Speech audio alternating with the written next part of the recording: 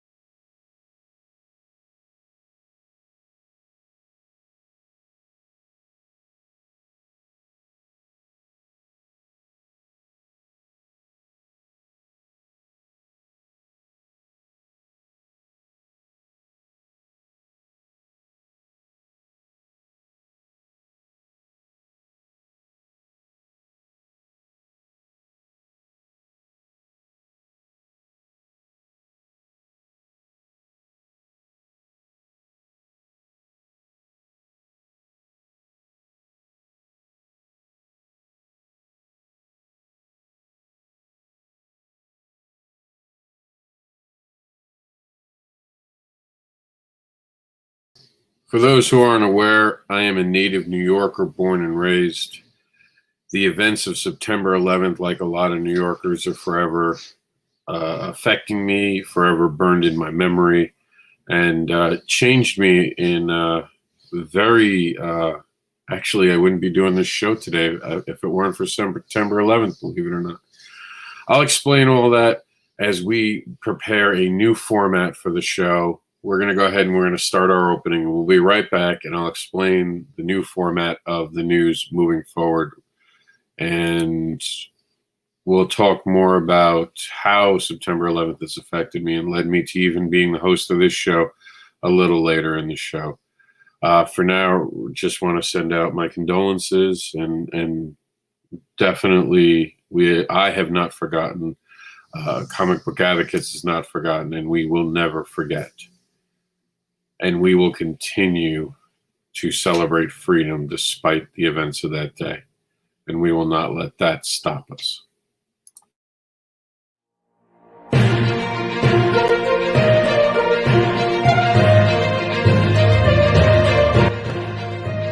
From the COMiX newsroom, it's time to get you wired in and get your daily dose of the comics news, hosted by Mr. Anderson, who is the unboxable, uncanny, advocating creator who will tempt you with his devilish tales of fetish monsters and more. Join him and his co-hosts as they give you the news coming off the COMiX News Wire. Brought to you in association with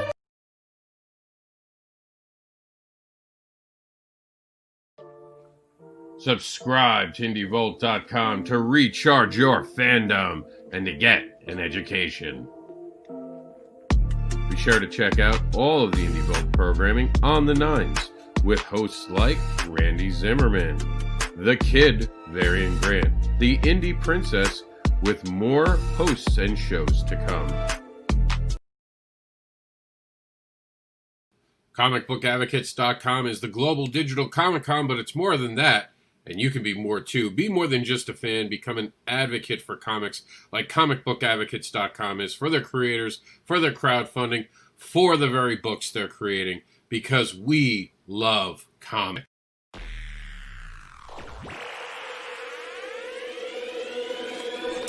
At Geek Insider, we foster relationships with those in the geek sphere so we can give our audience the insider view of entertainment, tech, and more.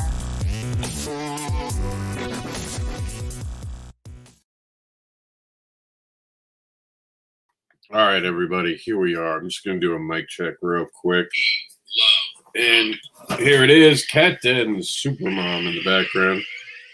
Oh, we're a little behind on the live video because I forgot there's a delay. Give me a second. That's going to play in the background a little bit. If you hear it, I apologize. So today's September 11th, obviously a dark day in American history. Okay, I can hear myself. We'll get into all that. I will talk about that at the end, and I'll open up so anyone can come in and share their stories happily in the later half. So going forward on the news, we're going to start up the news with the news. So I was asked to kind of shuffle around the way that we've been doing the news, and one of the suggestions was to start the first 30 minutes of the program with just the news of the day.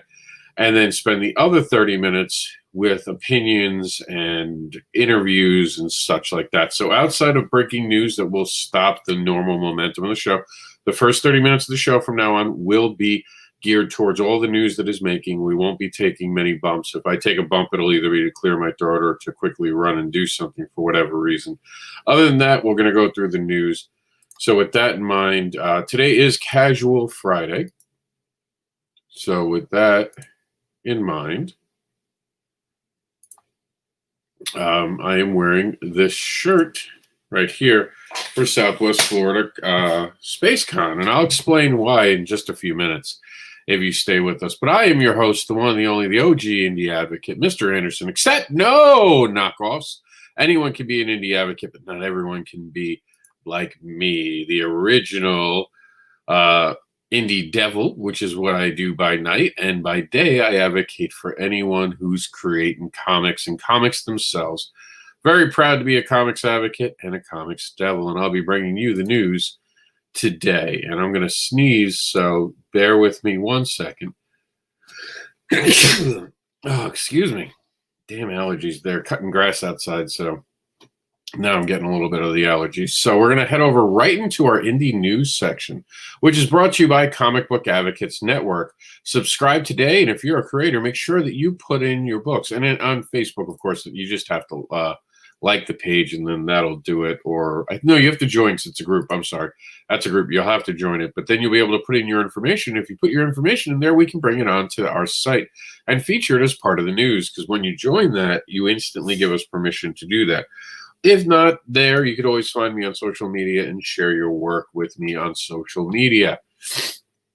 All right, so some news that this is from Kevin Joseph says, and this is part of the Comic-Con forecast.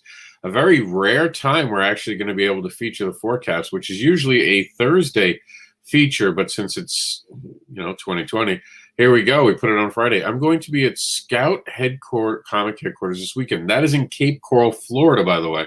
I'm sorry, not Cape Coral, Fort Myers, Florida, where I live. So Kevin Joseph's going to be there. If you want to get a copy of Tart signed, order through scott.com by Friday and ask them to hold for signature. I'll make it happen for you. How cool is that? So even if you can't show up to the show, Kevin Joseph is going to sign it. Now, I don't know if he's going to be an open signing. I had reached out. I didn't hear back yet as of news time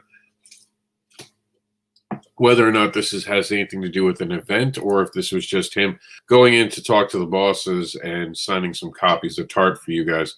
But either way, reach out to Kevin if you're local. Ask him if he's going to be able to do a live signing. And if not, order your copy today at scoutcomics.com. and have it signed by Kevin Joseph.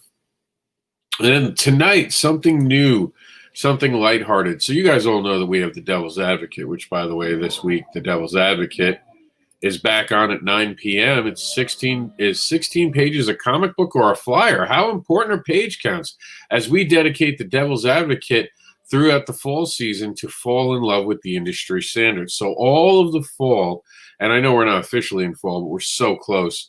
All throughout the fall, we're going to be talking about industry standards and different things about the industry. And we'll be having the Devil's Advocate agree or disagree conversations about it. So we're going to be talking about page counts and what's in a page count this Saturday at 9 p.m. on the Indie Volt YouTube channel and radio stations and on most of your social medias like Facebook. It'll be shared on Twitter eventually, but we don't live stream to Twitter. You guys can hear, of course, the guy who's blowing the loud ass leaf blower, because that's how they do it here. They cut grass and use leaf blowers. Don't understand it, but whatever. So that's good. Tonight is something new, though. 9 p.m. tonight, as part of the Indie Volt Friday night features, we are giving you Nerd War. I know that's written wrong as nerd. That's because for some reason Facebook would not let me fix it, and I copied it over and forgot to fix it. But on Facebook, for some reason, it's having another issue today. But it is Nerd War, not Nerd War, by the way. And we're going to be talking about Comic-Cons. Remember I told you I'd explain the T-shirt? So tonight we're going to be talking about Comic-Cons, online and offline. We're going to sit down and battle to find the best and worst about cons, which cons we like. Basically, this is just a show for people to show up. Like Devil's Advocate's got a serious tone. This will be a lot more playful. This show will be just about sitting around and hanging out with some friends and having some fun, telling some jokes, telling some stories, arguing. Eventually, we'll do DC versus Marvel. It's not meant to be a show that's combative. It's meant to be just fun and people arguing for their fandom. And there basically is going to be no winners in a show like this. There's no proving a point. Just people having fun with their fandom. Who knows? Maybe one day we'll rename it to Fandom War. But for now, it's Nerd War. Join us at 9 p.m. Eastern on the Indie Volt radio and network and platform. On the YouTube channel, subscribe if you haven't already. All right, so our good friend Victor Dandridge, hardest working man in the comics, now has comic book promoting positivity during the pandemic show, and I love this. I think you should check it out. Victor Dandridge is trying to help us rise up past all of the last year, 2020, that we have been going through. We're in September, and we are getting past it, so I'm pretty thrilled about that. And Victor's always a great guy, so definitely check out this video. Subscribe to his YouTube channel as well. We have something from Sword of Justice to share with you. This is actually pretty badass.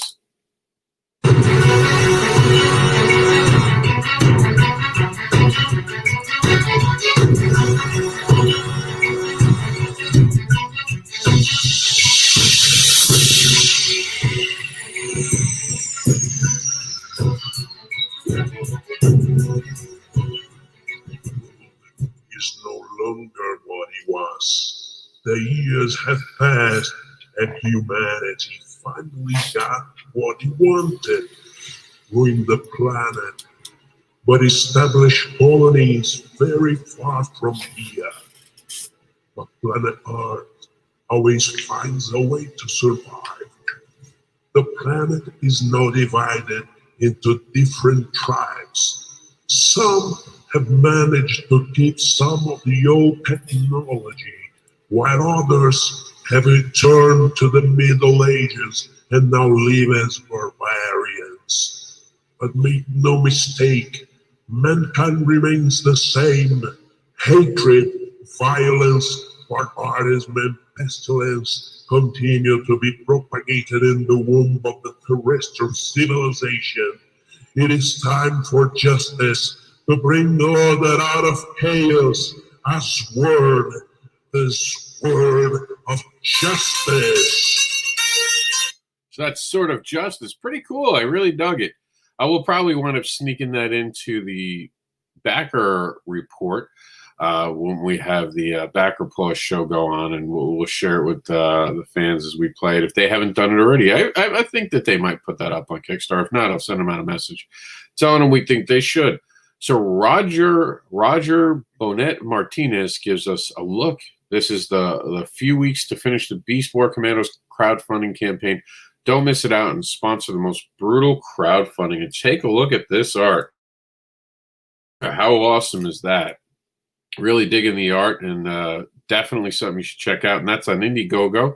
And we'll be talking about that, of course, on our show. And if you want to find the rest of the crowdfunding information that you need to know, you can find it not only on the top of our pages of the newsroom, it's right there, but you can find it also by going to creatorsofwrittensins.com and then /now-crowdfunding-prime. Actually, it's forward slashes, not backslashes, forward slashes. So, and it's easier to just go comicbookadvocates.com. It takes you directly to our newsroom. And within the newsroom, you now have the power to go to the links on the top of the page, which one of those is for their crowdfunding, our now crowdfunding section of our site. We're going to head over to the mainstream market, which is brought to us by IndieVolt, now on Roku and on Google Play. Download the app, get the radio station, watch the TV. Make sure you subscribe to IndieVolt and its YouTube channel. Super important. Everything that you want to see about IndieVolt, all our programming, is on the YouTube channel. So here we go. I didn't even know about this, so this blew my mind. This got me, okay? Comic-Con Museum reaches halfway mark of $34 million funding goal. I had heard about this back when it was just a theory, so we're going to play the video for you real quick. It's kind of cool. So this is brought to you by, actually, Comic-Con. So this is a San Diego thing. But I mean, I think it has potential. Not only do they have hours of programming, but I could see them involving New York Comic Con, maybe a Mega Con, maybe a Baltimore Comic Con, because they're going to be able to do different things throughout the year. I like this idea. I really do, actually. I think that this could be something great. I would want to visit it, believe it or not. I would probably, if I ever did San Diego Comic Con and was an invited guest, I'd probably go earlier and see the museum, like a day or two earlier, to try to check out the museum, or maybe do it in some time in a different part of the year, where just to do something for fun with Jax and add this into it. So I think he would get a blast out of this too. So I'm super excited to hear that they have reached $34 million, because I think this can be an interesting. I do think this is an interesting project, and I think it's important to kind of show all the displays, because I mean, how many times do we see a display that probably just gets thrown away right after, or stored somewhere and gets damaged over time? Now there could be a place that may hold these things for an indefinite amount of time and store them the right way. So I'm excited to see what comes of this. You guys can check out the video on your own time by going to our site, comicbookadvocates.com, and you'll find it right here in our newsroom. And if you don't find it in this week's newsroom, because of course we're going to be switching very soon to the next week's information, just look up our old newsroom one. We do one on Sunday, which allows all the different videos in the entire week to be found, and everything from the newsroom that week. DC Comics reveals the Batman and Catwoman release date. It's coming in December. To find the official date of that, by the way, you want to go over to comicbook.com. We have the link at the bottom of the image for the cover of the Batman Catwoman, and we're pretty excited about that. Comicbook.com also brought us the news about the crowdfunding raising for the museum for the Comic-Con, so it's pretty cool. Check this out, an evil Wonder Woman that rules the DCU in Tales from the Dark Universe's War of Gods. So they're really trying to get into this dark multiverse with it, where, you know, the Batman metal comes from and all that. So this is interesting. I definitely see a badass Wonder Woman possible, and we'll have to see exactly how badass she is when it comes out December 1st, War of Gods #1. It's going to be a 48-page, $5.99 prestige format one-shot. The realms of the gods have been turned upside down and inside out on the verge of engulfing Earth and its people. Only one hero stands to defend it, Wonder Woman. And she doesn't necessarily look like she's trying to do it, because this is the dark mirror image of an epic tale, features Wonder Woman who is ready to destroy our world. Cursed by the evil goddess of magic, Hecate, I'm sure I'm saying that wrong, the Amazon warrior princess Diana has become a weapon of vengeance, ready to tear down any god or superhero that stands in her way. Will Earth and its heroes survive her might, or are they doomed to worship the Dark Princess of the Amazons for the rest of eternity? I thought this was pretty cool. So this is kind of awesome. Alexa Bliss. For those who don't know, Alexa Bliss is a wrestler from. That's so nice. Just ask me what you'd like me to do, and I'll try my best to help. The other Alexa is apparently interested in what we're talking about from Amazon, but no, she's a wrestler. Bliss is an amazing athlete, very open and honest about her past. She's even had an eating disorder at one point in her life, and she tries to go out and help young women. I really like this, and it's not necessarily comic related, but her new podcast is Uncool. And I love that. I love that she's getting together these people that we look up to and we look at as giants, and actually referring to them as uncool and talking about when they weren't cool, kind of bringing it back down to a point where we all feel appreciated, right? And we all feel like it's okay to be different, not always the coolest person in the world. Ironically, I'd just done a live video for You're Not Alone about being cool and how weird it is to think that we try to be cool. So, and I mean, if you look in her background of the picture, if you go to our comicbookadvocates.com, you can see the video here that we posted from WWE. And in the background, you can see she's got a Furby, she's got a Hot Wheels car in her background, troll figure, a Magic 8-Ball, and just a bunch of art. So I think it's kind of cool. I really dig that she's doing this, and I applaud her for doing such. Then we have Gotham Knights feature, creative team reveals their favorite DC comics. Now, how cool is that to hear? So we have this big video game for DC Nights coming up. For Gotham Knights coming up.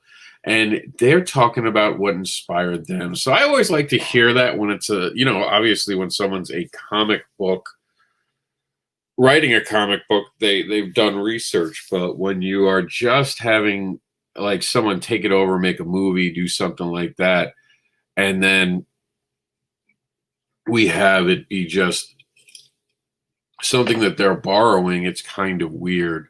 So I definitely am excited to see what they do with this and what their bigger plans are. So I love the fact that they have fandom in their pasts and they love to read comics, because that means we have a better shot of having a more genuine comic book coming our way. And let's see. And then, of course, this weekend, DC Fandom, Explore the Multiverse. The schedule has been revealed. You guys can check that out. And by the way, CBR brought us, actually, comicbook.com brought us most of our stuff today. That was the Alexa thing. But CBR brought us the comic Gotham Knights. And you can find all those links below the imagery or the videos or the end of the different news segments that we have.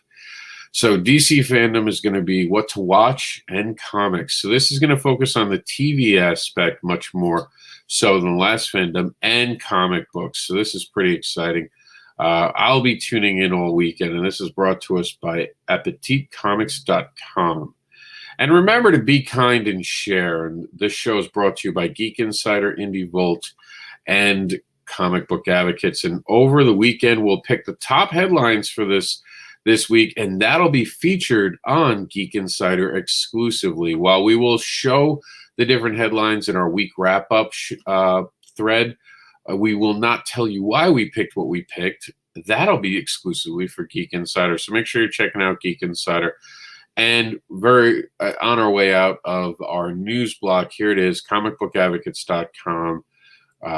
Go to our go to the comics newsroom, which is found by going to comicbookadvocates.com, and you can send us an email right here, as we have a mail room set up right inside of the thread on the top of the page. Or if you need to write it out, it's comics, COMIX, news, NEWS, wire, WIRE, at yahoo.com.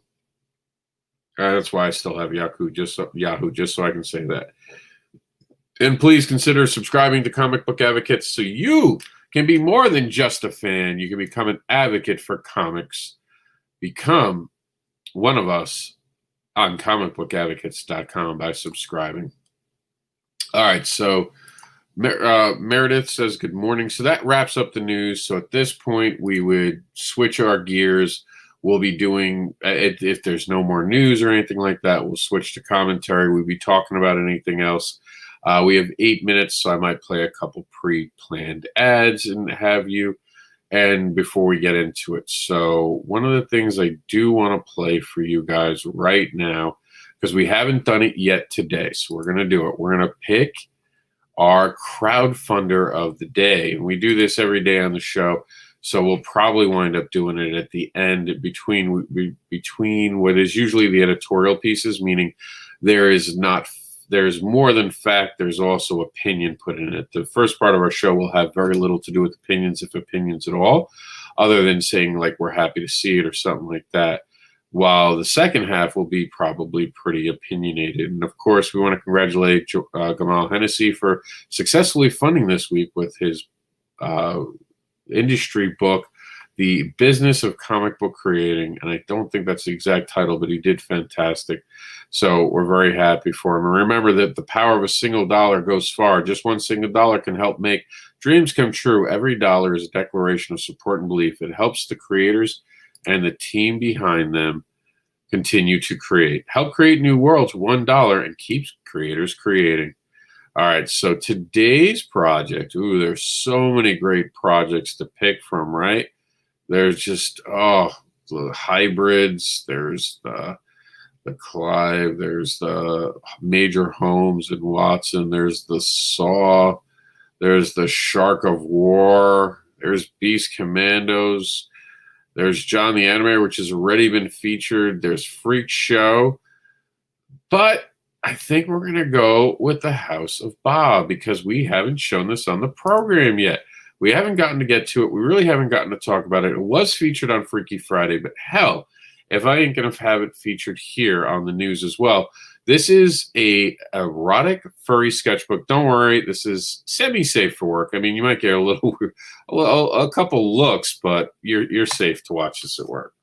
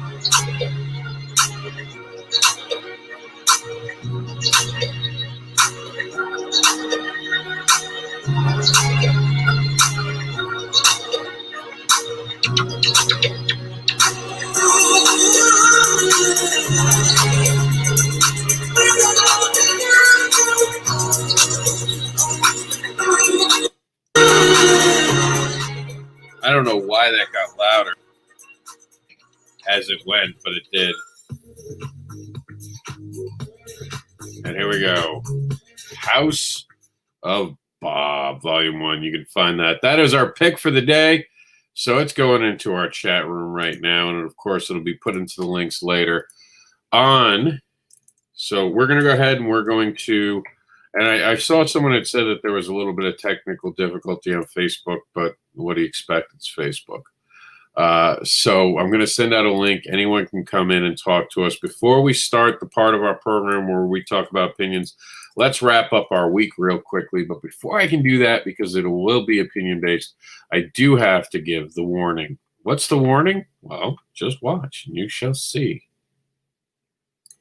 Warning and disclaimer. The views and opinions expressed on this live feed are those of the guests, speakers, and or hosts, and do not necessarily reflect the beliefs, official policies, ethics, or positions of the content providers, advertisers, additional hosts, and or guests, hosting sites, groups, or entities attached to this programming. Viewer discretion is advised. And, you know, I think it was a pretty interesting week in comics. I think we had some good news. We had some bad news that came up and went. We, of course, have Liberty Distribution now, which we can talk about right here. Liberty Distribution is now something that has come up, and it's hopefully going to be a avenue for creators to get into comic book stores. So we're pretty excited about that. Of course, Mike Seeley talked to us about the Specialist a little bit, but well, not talked to us, but showed us something. But Mike Seeley will be on next Tuesday's program for Indie Vault. Now, I'm going to send out the link so everyone can join me. Anyone who wants to talk to me about it. Today, we're going to end the program with roundtables. So I don't think I have the video for the roundtable, do I? Oh, I do. So check out. This is what a roundtable is. It's that time again to have an honest, unfiltered conversation with creators. This is Creators Roundtable.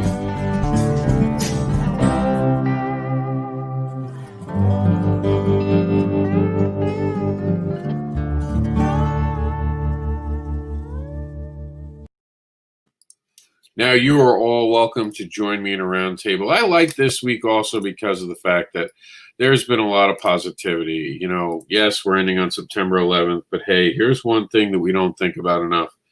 September 11th came and we did survive. And I'm not going to get into the political aspects of it, but we're still here. We're still creating fearlessly, and we're still having open discussions. Yeah, we need to do better. Yeah, we need to improve a lot. Don't get me wrong. But that's the great thing about democracy is we have those opportunities. So I don't care who you vote for. I just care that you register to vote this November. Have your voice heard, pick the candidates or the representatives. Forget candidates. These are people who represent you. So do that. That's the one thing you can do. And one of the great news coming out is all of this sales. The sales are going up. Comic book shops are trying to help people in exchange for food. People are talking about, that a 7-year-old creator was raising money for a vaccine this week. And of course, we saw some great books get crowdfunded. And that was COMiX and More, who was doing the food drive. We have some new villains coming up. Sailor Moon turned 25. And here it is, needed to escape driving Metro Atlantic comic book sales. How awesome is that? So a lot of great news came out this week. And I do think that people are at a point right now where they feel trapped by a lot of negativity. And I think people are just tired of it now. And yes, I'm changing over. Someone messaged me to change over my video. So I'm doing that right now. I'm making it public so it can be shared. Go ahead, you can share it. Sorry about I don't know, man. Something's up with StreamYard and Facebook. But we are there now, and I'll drop the link in here too. So if you guys are watching on my Facebook page, you can join me. There it goes. StreamYard link is in. Anyone is welcome to be part of this. We are now officially going to be on our roundtable discussion. So why did September 11th affect me so much? Well, I'll tell you a bit of a story about me, or I will actually talk about me for a little bit for once. And I wrote I always want to, all right, comics, it's a kind of a longer story. I'll try to make it as brief as I can. Comic books are the reason that I learned to read, basically. I saw the Pride of the X-Men on the cartoon, had to have been Channel 9 or 11, like WPIX, something like that. And mind you, I was a young kid, and I was just getting it out there, trying to figure out who I was. I was like 11. A lot was going on in my life. I just hit puberty in a very awkward way. And what I mean by that was the fact that my puberty kicked in with knowing that I was going to be into a fetish. At the time, I was doing really badly in school. So I saw this X-Men cartoon, and I saw people being freaks, and I was like, oh my God, I'm not alone. There are other freaks in the world. And I remember just feeling not so alone. So I wanted to see more of the cartoon. Turned out that was a pilot. There was no cartoon. I waited for over a month for there to be another cartoon. And there just happened to never be another cartoon that came of it. And I ran out to my local newsstand because I'd seen comic books. I'd been exposed to comic books. As a matter of fact, the first comic book that I ever had read to me was my dad read me The Death of Robin, believe it or not. That was my first exposure to Batman, and that where they get to choose if Robin lives or dies. And we found out because we had gotten the comic book up in New York City. Up in New York State, upstate New York in the Monticello area. Near Port Jefferson, that's in New Jersey, but right around there. And they wanted to kill Robin, and that was the first comic I ever had read to me. And I'd like Batman. It's not like I wasn't exposed to cartoon characters, but it was the X-Men specifically. The fact that they were these freaks of nature, and that's how I was feeling. Not only was I into something I couldn't even talk about at that age. We're talking like not even a teenager yet, and puberty setting in, and I'm having ideas that were not what anyone around me was talking about. The instincts I had were completely different. I was doing horrible at school. They were calling me a retard. Turned out I was very dyslexic. Reading comic books inspired me to learn more. And of course, when I first got my first comic at that newsstand, believe it or not, kids, there was this time when you got magazines and newspapers at a place like 7-Eleven, but a lot smaller. In New York City, a lot of them were called bodegas. There weren't really comic book shops. We're talking the 80s here. That's how long I've been into comics. I know. I'm terribly old, aren't I? 1989, actually, was the first year I bought a comic book. And I went to get the X-Men book. It was not like the cartoon at first. The characters weren't all the same. Wolverine wasn't even in the first couple issues I had gotten yet. But surely enough, I started to learn to read. Now, the biggest problem I had being dyslexic was that I was in would have been sixth grade. Sixth grade. And I had the reading ability probably of a first grader. And it was not good. So I would take the comics. I wanted to know what they were saying, and I would put a dictionary on the left side of me And on the right side, here's the comic book. And when I couldn't find a word, I'd look up a word. So I had to look up words and definitions to look up words. And slowly it just started to make sense. It started to click. They had very much screwed up. They thought I was a retard and found out I had dyslexia because they gave me an IQ test. Turns out I am of a very high IQ test. I can be in that special group of what they call geniuses. I'm not sure I believe in all that. I just know that they knew they'd screwed up because the test had showed how dyslexic I was, and that was all the reason I had problems. To this date, I'm still trying to learn to overcome my dyslexia. So I fell in love with comics. When I was younger, my dad died when I was around 14. So I went through a little bit of a dark period, but I also was I wanted to write a comic book and I wanted to be a writer. I had wanted to write stories. I had these stories in my mind. And I remember I sent out this book, Mustang Detectives, and I sent it out to a publisher. I didn't bother telling the publisher how old I was, but the publisher sent me a contract and were going to pay me. I believe at the time it was 10 grand. They'd offered to pay me 10 grand for this book. And I was excited. I was 16. I was going to be a published writer. And this was like a moment I kind of needed. I was being a little bit of a hellraiser at that point in my life. And I read my book and I hated it. I hated it so much so I actually, to be honest, I teared up and I burnt the printed version and destroyed all the versions of it and destroyed the contract, and that was it. I stopped being a writer on that day. It was I could even tell you it was in August of 1994. I gave it up. I didn't think I had it. I hadn't overcome my dyslexia. My writing was still horrible. My reading was fine. And my ideas for story were fine. It was my execution. So not only do I have dyslexia, but I have dysgraphia, which in short means that when I'm writing something, I skip over words. So not only do I misplace where words are and letters are, but I also don't put in a word. So, for example, if using the Cat Dad and Supermom, one of the famous lines that we have is, Dad told me to do what was right, not what was popular. So with what I have, I would put Dad told do what's right, popular. I would forget two words, but when I read it, because I'm so used to the line and I knew what the line was supposed to say in my head, my mind would fill in the blanks and I would notice it. And this took a while, even when I got into comics and started editing. When we jump ahead, it took a while for me to work a rhythm, to find the way to use a method that now helps me. And I've talked to Chuck. He said I've gotten a lot better over the time he's worked with me in the last 3 years, because I always ask for feedback so I can become better. But 1994, I give up writing. I wanted to write comics. I wanted to write novels. That was over. I was never going to do it. I went down a path, and we're not going to talk about the path. It wasn't a good one.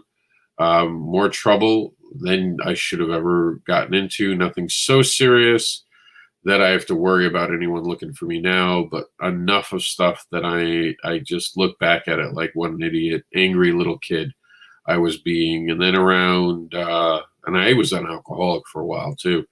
Then around right when I was starting to turn 20, so right around the 2000 mark, I'd started to change my life and I'd become a supervisor and a manager.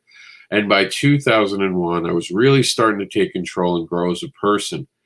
And one of the things I was doing was I was actually a boss and part of a corporation and getting up and going to work all the time and doing all the things I had to do. Then September 11th comes by. And I had been working really hard for over a year at that point and earned a really good reputation. And September 11th comes and it affects me. It affects me a lot. Until that point in my life, I never cared about politics too much. I never cared about what was going around the world around me. And that was the moment that made me realize I would have to forever pay attention to what the world around me was doing. I had to stop being self-absorbed, and I had to start, reading the news and listening to the news. And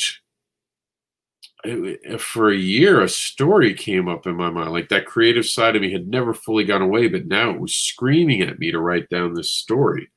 And earlier this year, I had actually brought it to Kickstarter, and earlier this summer, I should say, and I was going to share it with the world, and I wound up having to cancel it, and that was because my mom had a stroke right after we'd launched the campaign. A lot of people don't realize that, and I just stopped. I was paying attention to a lot going on with my family and a lot of all the other stuff.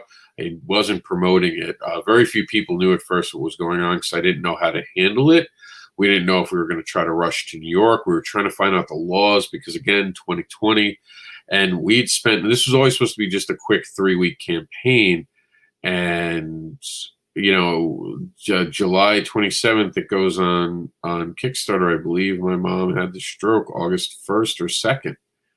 And, we'd had we had an okay start. We had raised just about, we have 181 on the screen right there. We had gotten up to a point of 300, and I told a few people that I wasn't going to do it. They could pull their pledges, so that's why it's a little lower. But we'd gotten up to about a 300 mark within the first week, and we only had 2 weeks to go when all this was going on. And I didn't have the time or the energy. I didn't know what was going on. I was on the phone with a lot of doctors, so that didn't come through. But one of the things that we were going to be talking about was this story, Dark Justice. And Dark Justice was that story that had haunted me. It was one of the first things I'd ever done. And it's before I come up with the idea for New York Reporter. So Dark Justice is this story about these characters that inherit a country after everything that happened to Bush. So basically, what I did was I got really involved in politics and started reading up about histories and stuff like that. I wanted to know why September 11th had happened. And I started thinking about these vigilantes as I learned the things that they did. Like this group was supposed to be the rebalance of everything that was going wrong in America. They were going to start something in New York where everyone had watched September 11th. And, that's a real skyline in the back of New York City that I took a picture of it when I did the art later on.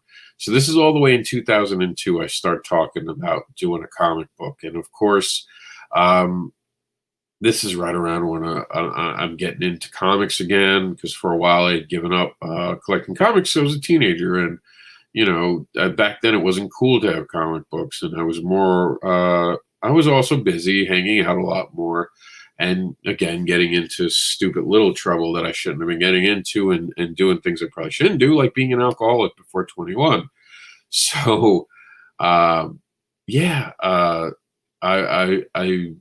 get to this point where I'm very sober in life, and I'm starting to really enjoy writing again, and I'm writing this story of Dark Justice, and I'm starting to study about comics. This is where my education begins, with comic books. I start absorbing as much as I can, start reading the craft of writing. So when I wrote in that novel, one of the things I'd never done was actually try to understand what made a comic book. I didn't understand even how to write. I basically dropped out of high school after my freshman year of high school because I was getting bullied.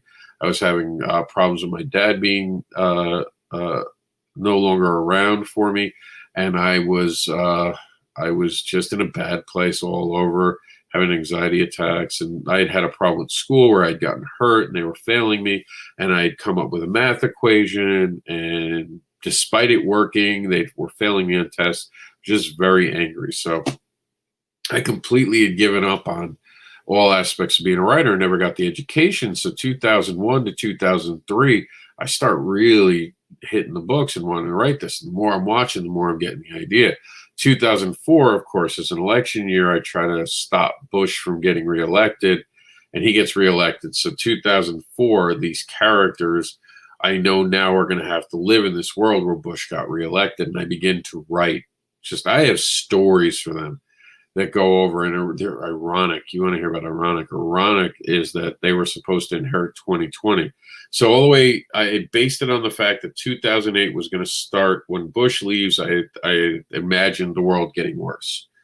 And that's where the Dark Justice comes in. So all that stuff that started on September 11th and made me get into politics winds up driving me to create this comic book that is now known as Dark Justice. And a lot of the reasons wasn't just that I wanted to talk about it, but it was also that I wanted to, for lack of a better term, September or way of talking about it, September 11th, man, I was in Queens. I saw the firefighters coming over the bridge. We saw debris removed because they were storing some of the debris over on, I forgot what part of Long Island exactly. There was a certain spot that they had it all stored, and I don't want to say the wrong name, but they were basically taking it from Manhattan and sending it to different areas for also DNA testing and to comb through the debris. So every morning we would see it come across the, because they couldn't go in the tunnels with the stuff. They only could go, because, I mean, these were big parts of building they were moving. It would come across Northern Boulevard for months. And I'll never forget the smell. The firefighters would come in, because all the firefighters from New York City, a lot of people don't know this, they all went to Manhattan. They all were trying to dig out survivors. For days, we were on the edge of our seat. I remember the day September 11th happened. At this time, I'd be running to get my sister from her school because I didn't want her in school. We were all afraid of what was next. This was way before all of us had smartphones. So information was scattered. We heard that there were other possible attacks. Everyone was doing a whisper network. It was a horrible, horrible day. And I remember thinking about what the regrets in life I had. And one of them was never have being a writer, you know. And I remember I was up when it happened because I'd had a fight with the girl I was seeing at the time. Couldn't tell you what the fight was, and the fight had ended. That was the end of the fight. Because of what happens in September 11th, she calls me up terrified, and that was it. We didn't have a fight anymore.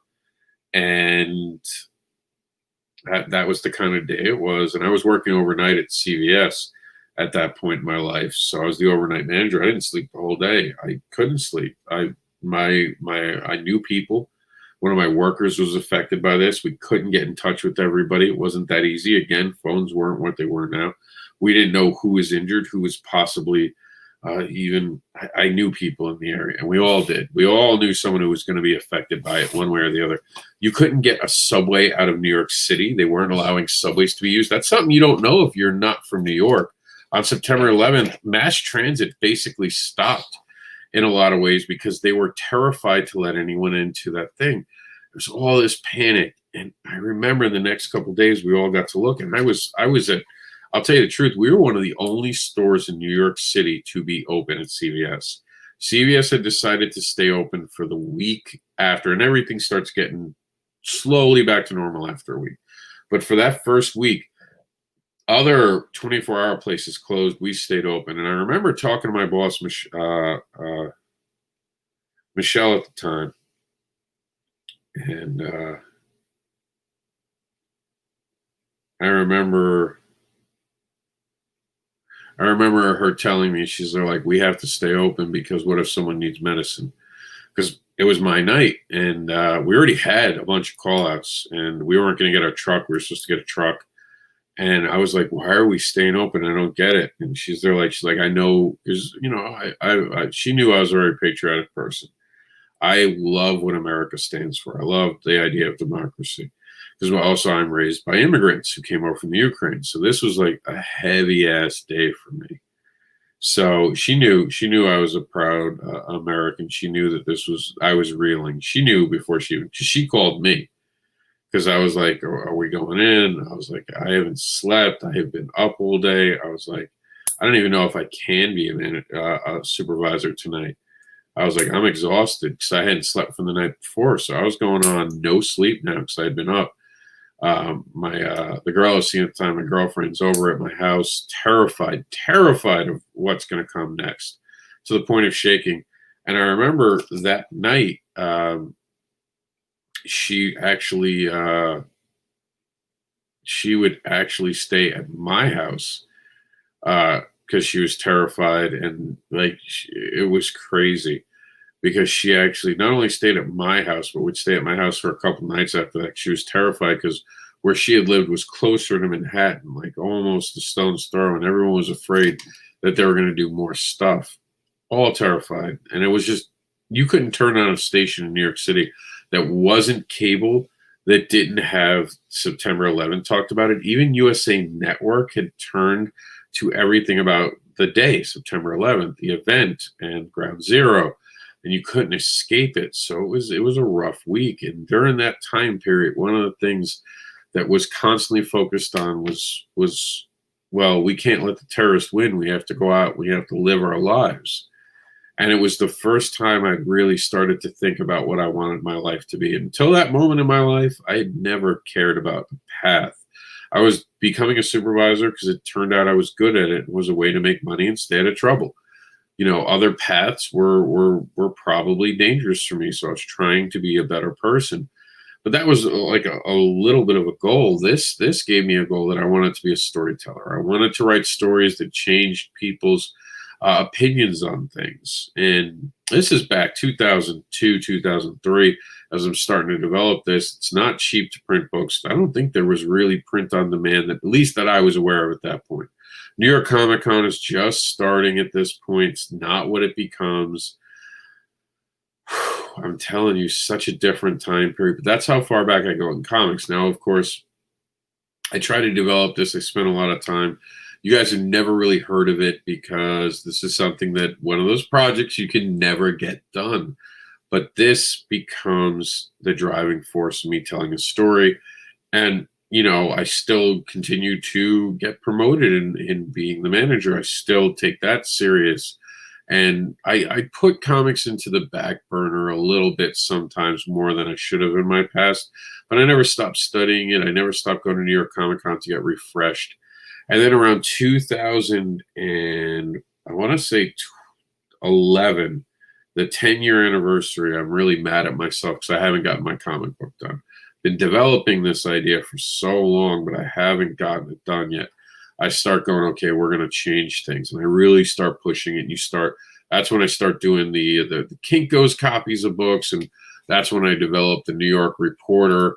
So all of this campaign that I'd launched, the Gothic Blue involved, and my sister had written something, even the Who Am I that I believe came out, I want to say this was originally slated to come out in 2012, if not 2013. This was one of my very early works, and I had done some lettering very early on in 2012. So all this stuff starts because of the fact of what happens on September 11th. Would I have gotten into comic books without that moment? Without that moment of September 11th happening? Would have The Advocator have happened? Would me making up Manny happen? Would Barbara's story ever have been told by me? Would Cat Dad and Supermom have been made? I don't know, honestly. I really don't. You know, I think that's something I can't answer right now. I think I had always had the bug, but I don't know if I had gone down the journey I would have if September 11th wouldn't have happened. I might have gone on a completely different path because that started to make me aware of things. At that point in my life, I had just given up drinking and was really turning my life around, could not care less about politics. September 11th made me stop and realize, well, I wasn't going to dedicate my life to being a politician. And it's somewhere in between there. And to this date, believe it or not, I still think about running for office because I do think I can do good. I think that I have the heart and the integrity to do it, but just don't think anyone would vote for the guy who has a fetish. I think that people would try to make that a mockery right away. But September 11th was that much of an influence on my life that it made me go back into comics because I wanted to tell a story. I wanted to use comics to show how I saw the world. And it's funny because no one knows me as someone who writes political comics. No one knows me for those types of stories. I'm known for the fetish story. I'm known for the Cat Dad and Supermom, the monster story. There's so much about what I've created that people just aren't aware of because our journeys aren't always picked by us. We pick projects and they get popular and we continue to develop those projects. And it's amazing to think that September 11th leads me to this path I'm on today. And I would have never thought on that day that day would have created me to become an advocate for people. because it's that journey that gets me there. What's going on, Joe? It's that journey of becoming aware, going out and exploring the world beyond what I had understood the world to be. All of that leads me to this moment where I created books about fetish monsters and more. I created all this stuff because I didn't want the terrorists to win. I remember that was a big thing in New York. We had to go out and we had to be creative. I even did stand-up. I would go on to do stand-up comedy and get out of my comfort zone and get out of my shell and start doing things I'd never done before in that life. After my dad had died, I kind of cut myself off to a lot of things and been very nervous about things, and I had so much going on I never really dealt with. And that was that moment. That was that moment of how quick things can change. And of course, none of us knew it on the first day, and it would take weeks. I mean, weeks for anything to feel normal again. And again, I was the overnight guy who saw that people didn't go out at night for weeks. We had firefighters tearing in our store, and it was the most heartbreaking thing. Like I said, there was an odor that came from there that I will never forget, and it did hit Queens. I wonder how many people were influenced to do something that you don't even realize that September 11th, because of that moment, they wanted to make sure that we were a creative nation. You know, we've had our stumbles in the last couple of years, but I also think that we're moving forward. I think it's a journey that we've been on as a nation, and I know I've been on a journey. And I don't really talk about September 11th a lot because there's a lot of pain there. I know people who are sick because of September 11th. I know people who have passed on. I've seen the effects of people who've lost people. I've been to the memorial site. I was there before it was a memorial site. I went down to New York. As soon as we could get back into New York, I went to pay my respects. We were down there when they were still taking stuff out. I visited it for years. It has had an effect on my life since it happened. I don't try to politicize it. Next year is the 20th anniversary. I figured this year it falls on a news day. Next year it'll be a Saturday. We won't have the news. If I keep doing the news for a year from now, and we have the same format and we're doing it every day, I won't have it, so I won't have to talk about it. And I remember thinking today, should I go live? Is this something I should do? And I remember right away, don't let the terrorists win. We have to keep doing what we do. That's the one thing about September 11th from the New York standpoint. We can never let them stop us. They can never change our path. We have to continue to be freedom. We have to continue to do what we do. And I certainly know that the people who had caused that day would have hated the fact that I'm creating books about fetish monsters and more now. That kind of makes me giggle. Looking back on it, never having thought of it, to be honest with you, until this moment with you, I do think they would have hated that. And that brings me some joy. I appreciate you guys spending today with me, checking out the news. Let me know if you like the new format of the news first, the end being here. A few programming notes real quick. 9 p.m. today, we have the new Nerd War. 9 p.m. tomorrow will be the Devil's Advocate. I'm going to give Meredith the last word on our way out. And each day, Monday through Friday, I'm going to try to give the other half an hour its own theme. Of course, Wednesdays will be crowdfunding, so the entire show will be dedicated to crowdfunding on Wednesdays. But Monday, Tuesday, Thursday, and Friday will all have a different thing. Roundtable will be definitely what we do on Friday. And sometimes we might just cut the program shorter to half an hour. If we don't have anything lined up, I'll just get an early day. But Meredith Logren says, I've never been able to bring myself to go into the city after 9/11. My heart always sees the Twin Towers. It took a while. As a native New Yorker, I'll tell you this, Meredith, it took a while. The skyline didn't look right for a very long time. And I used to go down around the financial district. There are a lot of fetish clubs, for those who don't know. So there were times I would even get off at the World Trade Center stop just to get off there. And that was no longer around. So, I mean, it changed everything. And we can only continue to honor those we've lost by continuing to live, create and make sure that we never allow the agenda of that day to stop us from being who we are as a nation. We need to come together and stand as one nation. And I really hope that we can see better years ahead for all of us. That's it. The news is over. To all those we have lost, you are remembered. We have never forgotten about that day or you. I was watching the ceremony where they were saying the names of everyone. We, for those who don't know what we're looking at, that's the actual footprint memorial site of the Twin Towers. So that is it for now. Sorry that we didn't have anyone else's opinion today.